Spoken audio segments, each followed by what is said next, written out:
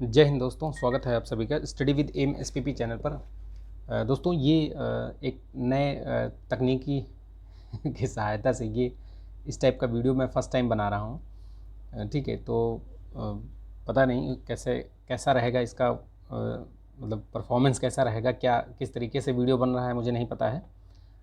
जैसा भी होगा आप बताइएगा कि कैसा रहा वीडियो ये। ठीक है, कैसा लगा वीडियो आपको। देखिए ये सीरीज़ जो मैंने चलाई थी, आपको याद होगा, अभी 6-7 वीडियो उसके पड़े हुए हैं। ये 8वां उसी का कंटिन्यूएशन में उसी का ये 8वां वीडियो है। ठीक है, आप इसको जीएस का ये 8वां है और हिंदी का भी मैं लेकर आऊँगा। ठीक है, और इसके पहले आपने अगर नहीं देखे हैं वीडियोस तो देख लीजिएगा, उससे बहुत फ़ायदा मिलेगा आपको निश्चित तौर पर। आपको मतलब आप इसको करेंगे तो आपको लगेगा कि प्रश्नों का जो स्तर है वो मतलब बहुत सही है, बहुत अच्छे लेवल का है। यानी कि बहुत ना तो ऐसा है कि जो आपने सुना ही नहीं है, ऐसा टाइप नहीं है, मतलब एकदम एवरेज मीडियम में है। ठीक है, बहुत ना हार्ड है और ना ही बहुत ही सरल है। हाँ, कुछ प्रश्न हैं सरल, तो लेकिन ये है कि प्रश्नों का स्तर वैसा ही पूछा भी जाता है। अगर आप यूपी पीसीएस या यूपी ट्रिपल एससी की एग्ज़ाम देते हैं, अभी देखिए जो लेखपाल वगैरह का एग्ज़ाम हुआ था या जो अभी पेट का एग्ज़ाम हुआ था, तो किस टाइप के क्वेश्चन आए थे? ऐसे ही तो आए थे क्वेश्चन, बहुत भारी भरकम क्वेश्चन नहीं आए थे उसमें। तो इसी प्रकार से क्वेश्चन आते हैं और इसी प्रकार से इनको जो है वो तैयार भी किया जाता है। ठीक है, तो चलिए वीडियो को लाइक कीजिएगा, शेयर कीजिएगा दोस्तों। ठीक है, चैनल पर नए हैं तो सब्सक्राइब कर लीजिएगा, सब्सक्राइब करके बेल आइकन जरूर प्रेस कर लीजिएगा ताकि वीडियो का नोटिफिकेशन आपको मिलता रहे। चलिए शुरू करते हैं इस वीडियो को। जीएस, ये किसी भी परीक्षा के लिए आपको जीएस का जो है जितना भी पोर्शन आपका है वो कवर करेगा। जीएस का कोई लिमिट नहीं होती, कोई किसी एक परीक्षा के लिए नहीं होता कि आप उसमें सिर्फ एक ही परीक्षा के लिए ये हो, ऐसा नहीं है। ठीक है, तो आप ये याद रखिएगा। तो चलिए शुरू करते हैं। देखिए पहला प्रश्न देखते हैं इसमें, निम्नलिखित राज्यों में से किसकी बांग्लादेश से सीमा साझा नहीं होती। कहने का मतलब है कि आपको राज्यों का नाम बताना है, याद होना चाहिए कि किस किस से सीमा जो बांग्लादेश से है किसकी किसकी सीमा लगती है। तो अगर वो पता है तो आप बता सकते हैं कि इनमें से ये है जो नहीं लगती। नहीं पूछा है तो नहीं बता सकते हैं आप। देखिए इसमें आज टॉप 20 के बजाय आज इसमें टॉप 30 क्वेश्चन है। ठीक है, तो थोड़ा जल्दी जल्दी करेंगे ताकि समय वीडियो बहुत लंबा ना हो। ठीक, चलिए देखिए, तो इसमें पूछा है वही चीज़ बता रहा हूँ मैं आपको। तो पूछा है इसमें कि कौन सा नहीं सीमा साझा करता। देखिए मिज़ोरम बिल्कुल लगता है, आपने देखा होगा। अगर आपको मैप नॉर्थ ईस्ट वाला अगर मैप आप ऐसे देखेंगे तो ऐसे ऐसे करके जो है, तो यहाँ पे मिज़ोरम नीचे आता है, इधर ये मिज़ोरम, हाँ ठीक है, और इधर बांग्लादेश है, बीच में त्रिपुरा पड़ता है। तो त्रिपुरा तो पूरा घिरा हुआ है। ये एक प्रश्न और बनता है कि ऐसा कौन सा राज्य है जो तीनों तरफ से बांग्लादेश से घिरा हुआ है या तीन तरफ से उसके अंतर्राष्ट्रीय सीमा है। तो याद रखिएगा त्रिपुरा है। ठीक है, वो त्रिपुरा राज्य है। तो ये भी हो गया। ये मेघालय है, मेघालय भी आपको ये होगा, अगर आपने मैप देखा है तो वो भी साझा करता है, मेघालय भी साझा करता है, सीमा साझा करता है। तो याद रखिएगा। ठीक है, ठीक है, चलिए देखते हैं आगे। ये मणिपुर देखिए, मणिपुर क्या है? मणिपुर नहीं साझा करता है। मणिपुर क्या है? मणिपुर आपका नागालैंड के नीचे इधर म्यांमार के साइड में एकदम लास्ट मतलब पड़ता है और इसके बीच में आपका मिज़ोरम आ जाता है, तो इसलिए ये सीमा साझा नहीं करता है। ठीक, तो याद रखिएगा। चलिए नेक्स्ट क्वेश्चन देखिए दूसरा। हरिके जो बैराज है वो पूछा है कि इंदिरा गांधी नहर का प्रमुख स्रोत, जल स्रोत जो इसी हरिके बैराज से ही आता है वो। ठीक है, तो ये चीज़ भी याद रखिएगा। और ये जो इंदिरा गांधी नहर है ना, ये इंदिरा गांधी नहर राजस्थान की लाइफलाइन कही जाती है। ठीक, अगर आपको नहीं पता था तो आप ये चीज़ जान लीजिए, ये फैक्ट वैसे आपको पता होगा। ठीक है, तो ये आप याद रखिएगा ये फैक्ट। तो ये किस पूछा है कि ये किसका, किन नदियों के संगम पर बनाया गया है। तो ये ब्यास और सतलज नदी के संगम पर है हरिके बैराज, याद रखिएगा। ठीक, दुल्हस्ती पावर स्टेशन नदी, ये किस नदी पर बनाया गया है? दुल्हस्ती।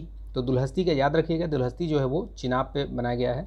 मेरा जो ताबड़तोड़ वाला सीरीज है, जो प्लेलिस्ट बनी हुई है, उसमें बहुत सारे वो ये छोटे छोटे वीडियोज़ हैं जिनमें कि जो इतने सारे ये फैक्ट हैं जो वन लाइनर टाइप की, ये मैंने सारा कवर करा रखा है। उसमें 29 वीडियो है और यकीन मानिए अगर उस वीडियो को आप देख लेंगे, 2-3 बार देख लेंगे, वो वीडियो बहुत बड़े बड़ी वीडियो नहीं है, अगर आप 1.25 के स्पीड से देख लेंगे तो आपका मतलब 10 मिनट में हार्डली बहुत कोई वीडियो होगा जो 10 मिनट से अधिक होगा, अदरवाइज़ सारे जो है वो 8 मिनट, 9 मिनट, 5 मिनट, 4 मिनट ऐसे करके वीडियोज़ हैं।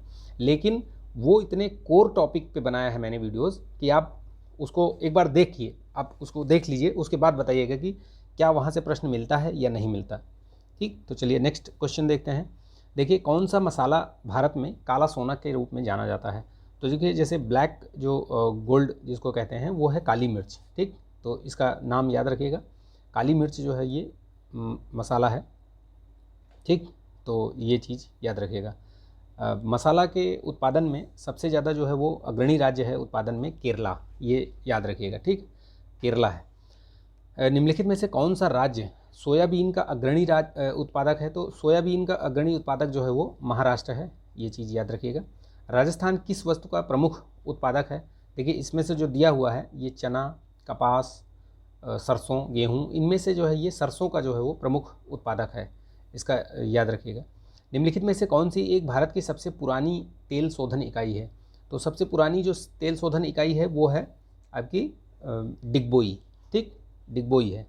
निम्नलिखित में से कौन सा राज्य इसमें दिया गया है कि कोयला का जो उत्पादन है वो करता है, कोयले का उत्पादन सबसे अधिक करता है? तो ये है आपका झारखंड, ये याद रखिएगा, झारखंड करता है। ठीक है।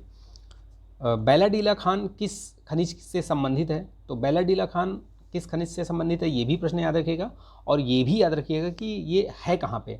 तो ये छत्तीसगढ़ में है ये, और ये लौह अयस्क के लिए ये जानी जाती है, मतलब उसी के लिए है ये। ठीक है, तो ये याद रखिएगा, लौह अयस्क के लिए। राजासांसी अंतर्राष्ट्रीय हवाई अड्डा, राजासांसी अंतर्राष्ट्रीय हवाई अड्डा कहाँ पर है? तो राजासांसी अंतर्राष्ट्रीय हवाई अड्डा ये आपका अमृतसर में पड़ता है, याद रखिएगा फैक्ट। निम्नलिखित में से कौन सा एक द्वीपीय महाद्वीप है, यानी कि ऐसा महाद्वीप जो द्वीपों से मिलकर बना है, कई द्वीपों से? तो जो ये ऑस्ट्रेलिया है, ये डी ऑप्शन जो है ऑस्ट्रेलिया है, जो कि कई द्वीपों से मिलकर बना हुआ है। यानी कि इसके साथ एक तो ये ऑस्ट्रेलिया ही है एक द्वीप, एक ये न्यूजीलैंड भी है एक द्वीप, और इसी के साथ एक और है तस्मानिया जो है ना, आपने देखा होगा अगर वर्ल्ड मैप अगर आपको याद है थोड़ा सा, तो तस्मानिया जो है वो वो आइलैंड है वहाँ पे, तस्मानिया जो है वो भी एक आइलैंड है। तो वो सब मिला करके ये ऑस्ट्रेलिया एक महाद्वीप बनता है। ये एक ऐसा महाद्वीप है जो कि पूरा जो है वो मतलब आपका दक्षिणी गोलार्ध में है। गोलार्ध आई थिंक आप लोग समझते होंगे। गोलार्ध मतलब होता है कि ये जो पृथ्वी है अपनी पृथ्वी जो है ये बीच से जैसे ये मतलब ये है ना, ये आपकी विषुवत रेखा, तो ये उत्तर वाला उत्तरी गोलार्ध होता है और दक्षिण वाला दक्षिणी गोलार्ध। तो ये जो ऑस्ट्रेलिया महाद्वीप है, बाकी जितने भी महाद्वीप हैं लगभग दोनों में हैं, थोड़ा थोड़ा पार्ट, भले ही थोड़ा सा ही टच कर रहा हो नीचे, लेकिन वो दोनों पार्ट में हम हैं। लेकिन ये जो है आपका इसमें अपना ऑस्ट्रेलिया जो है वो पूरा जो है वो दक्षिणी गोलार्ध में ही पड़ता है, और इसके बीच से एकदम मध्य से जो है आपकी मकर रेखा जो है वो गुजरती है। ठीक है, तो ये भी याद रखिएगा फैक्ट। अब आया है बात, चली है तो बता देता हूँ। ये विषुवत रेखा हो गई, यहाँ 23.5 डिग्री, ये तो 0 डिग्री हो गई। यहाँ जो 23.5 डिग्री होती है ये आपकी कर्क रेखा है, और ये जो है आपकी ये 23.5 डिग्री जो दक्षिण में होती है, उत्तर वाली कर्क रेखा है और इधर वाली मकर रेखा है। तो ये मकर रेखा पूरा ऑस्ट्रेलिया के महाद्वीप के बीच से गुजरती है। तो ये याद रखिएगा फैक्ट। अच्छा, आप एक कमेंट करके बताइएगा कि कौन सा ऐसा महाद्वीप है जिससे तीनों रेखाएं गुजरती हैं। आपका 0 डिग्री भी जाती है, और कर्क रेखा और मकर रेखा, विषुवत रेखा, ये तीनों रेखाएं जो है वो कौन सा महाद्वीप है जो कि आपका इसके अंदर मतलब तीनों उससे गुजरती हैं? बताइएगा आप कमेंट करके। ठीक है, चलिए नेक्स्ट देखते हैं। ठीक है, देखिए मेडागास्कर सबसे बड़ा द्वीप है। मेडागास्कर कहाँ पे है? देखिए, लोकेशन बेस्ड बहुत सारे क्वेश्चन पूछे जाते हैं, तो लोकेशन बेस्ड याद रखिएगा। मेडागास्कर आपका जो है वो हिंद महासागर में पड़ता है। ठीक है, वीडियो को लाइक कर दीजिएगा भाई, बहुत मेहनत से बनाते हैं यार, तो वीडियो को लाइक कर दीजिएगा। फैक्ट हैं इसमें, बहुत सारी चीज़ें ऐसे हुए हैं, मुझे लगता है कि मतलब अगर आप ये वीडियो देखते हैं तो आपको बहुत अच्छा, मतलब आपका जो क्वेश्चन बैंक है वो बहुत अच्छा तैयार होगा। तो वीडियो को लाइक कीजिएगा, शेयर कर दीजिएगा दोस्तों में, ठीक है, और सब्सक्राइब भी कर लीजिएगा। तो ये कहाँ का ये किस महासागर में पड़ता है? तो हिंद महासागर में ये पड़ता है। ठीक है, याद रखिएगा ये मेडागास्कर, इसका वो लोकेशन याद रखिएगा।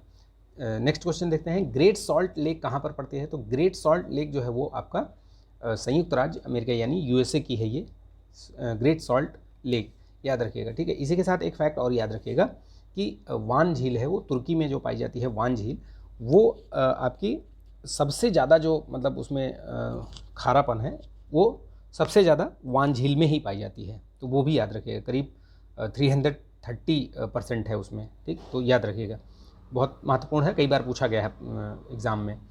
निम्नलिखित में से किस देश को यूरेनियम सिटी स्थापित करने का श्रेय दिया जाता है? तो ये कनाडा है, या याद रखिएगा, ठीक है, कनाडा। तो ये चीज़ ध्यान रखिएगा आप। ये कहाँ गया प्रश्न, ये, ठीक है, तो याद रखिएगा। ग्रेट सॉल्ट लेक ये हो गया, और ये चीज़ें ये ऐसे ही हैं, ठीक। चलिए नेक्स्ट देखते हैं। ये थोड़ा सा हैंग कर रहा है, थोड़ा नया वो सिस्टम है इसलिए थोड़ा हैंग कर रहा है, ठीक है। तो थोड़ा सा मैनेज करिएगा, ठीक है। आज थोड़ा सा डिस्टर्बेंस होगा, पर इतना भी नहीं होगा, लेकिन ये है कि आप मैनेज कर लीजिएगा थोड़ा सा। चलिए देखिए, तो इसमें यूरेनियम सिटी जो है ये कनाडा, बी, ठीक है, ये याद रखिएगा, कनाडा में। निम्नलिखित में से किसको विश्व का कॉफ़ी बंदरगाह कहते हैं? यानी कि ऐसा कौन सा बंदरगाह है विश्व में जिसे जो है वो कॉफ़ी बंदरगाह कहा जाता है? यानी वहाँ पर कॉफ़ी का जो मतलब आयात निर्यात होता है वो बहुत अधिक होता है, निर्यात ही होता है, आयात तो खैर कम ही होता है, निर्यात ही होता है वहाँ से। उसको सेंटोस है, ये ब्राज़ील में एक अपना मतलब ब्राज़ील में ये इनका एक ऐसा पोर्ट है, सेंटोस है, जिसे आप कॉफ़ी बंदरगाह कहा जाता है, याद रखिएगा ये चीज़।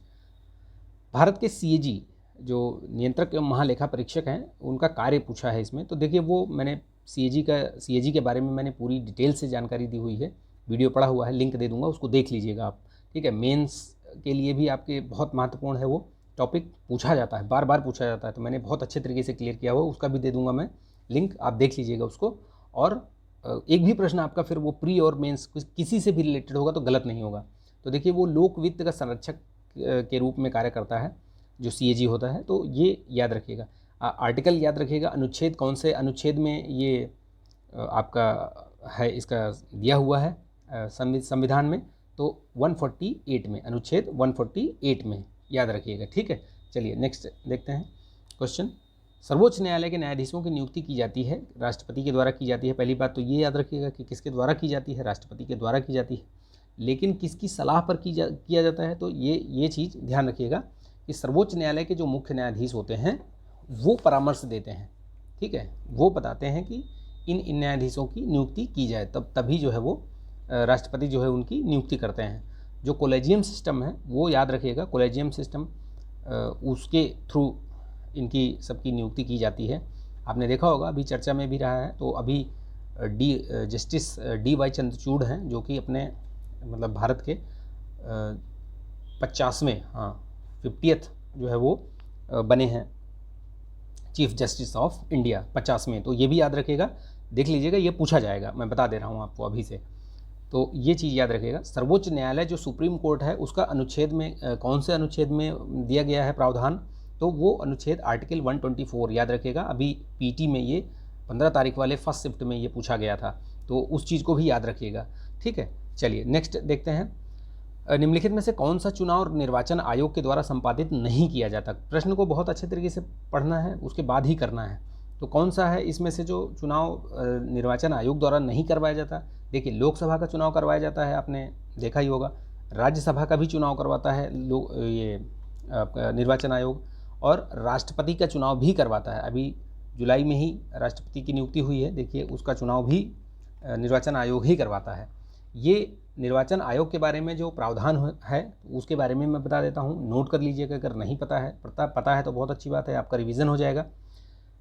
भाग 15 में निर्वाचन का पूरा प्रावधान दिया गया है, और आपका अनुच्छेद 324 से लेकर और 329 तक जो है वो निर्वाचन के संबंधित प्रावधान दिए गए हैं।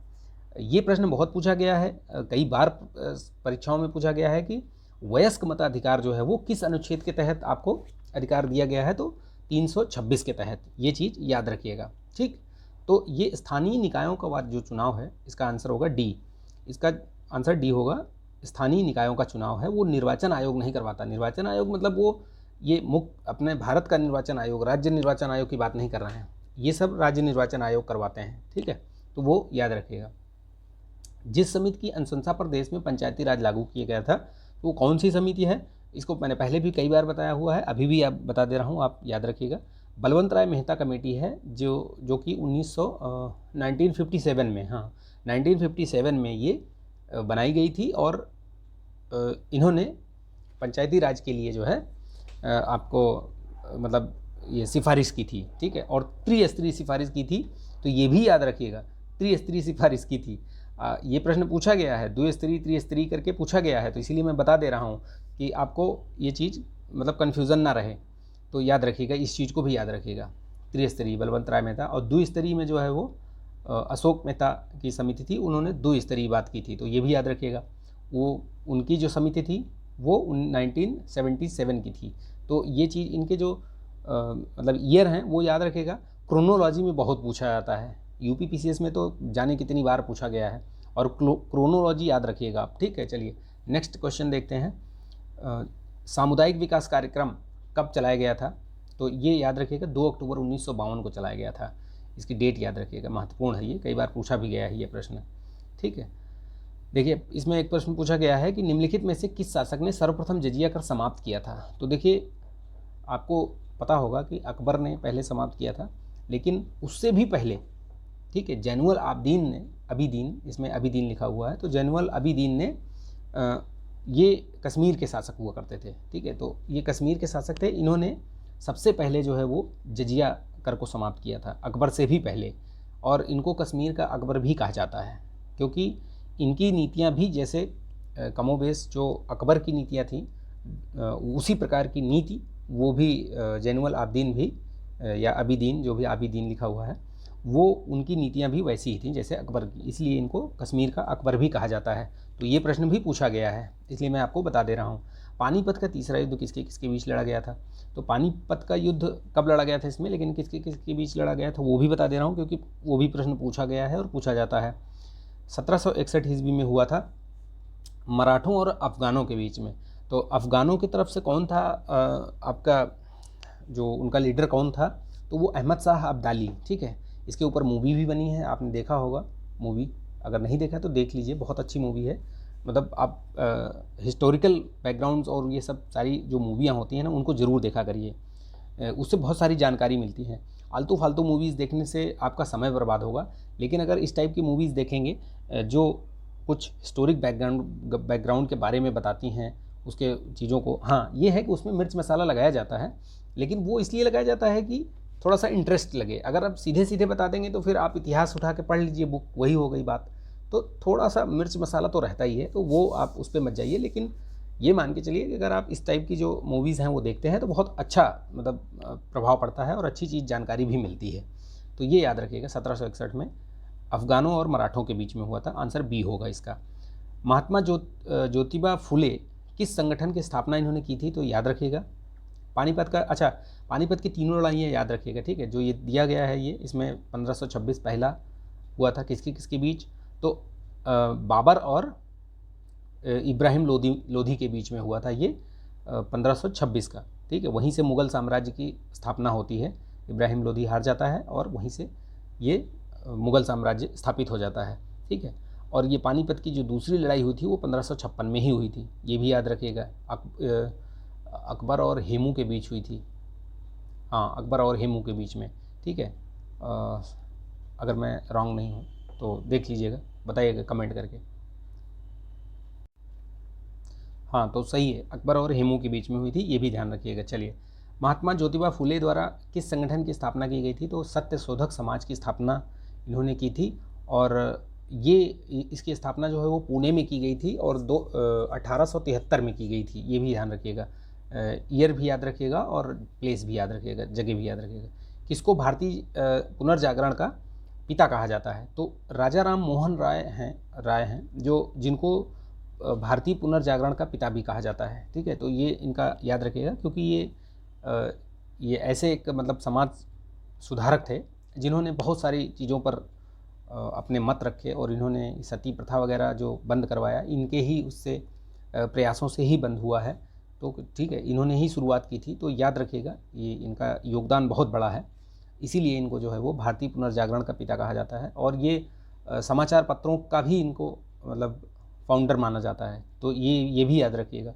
ये एकेश्वरवाद इनका जो मेन वो था फोकस, हिंदू धर्म में जो कर्मकांड और ये सब चीज़ें थी उसका ये विरोध करते थे, और इन्होंने एकेश्वरवाद जो है ना उस पर इन्होंने जोर दिया था। तो ये याद रखिएगा। सभी जितने भी हैं यहाँ पे उनके सब के बारे में थोड़ा थोड़ा आप मतलब इन सब के बारे में पढ़िएगा आप, ठीक है। भारतीय राष्ट्रीय कांग्रेस का प्रथम अधिवेशन हुआ था, तो कब हुआ था, कहाँ हुआ था, ये सारी चीज़ें आप जानिए। देखिए पहला अधिवेशन जो है वो 1885 में ही हुआ था, जब उसकी स्थापना हुई थी मुंबई में।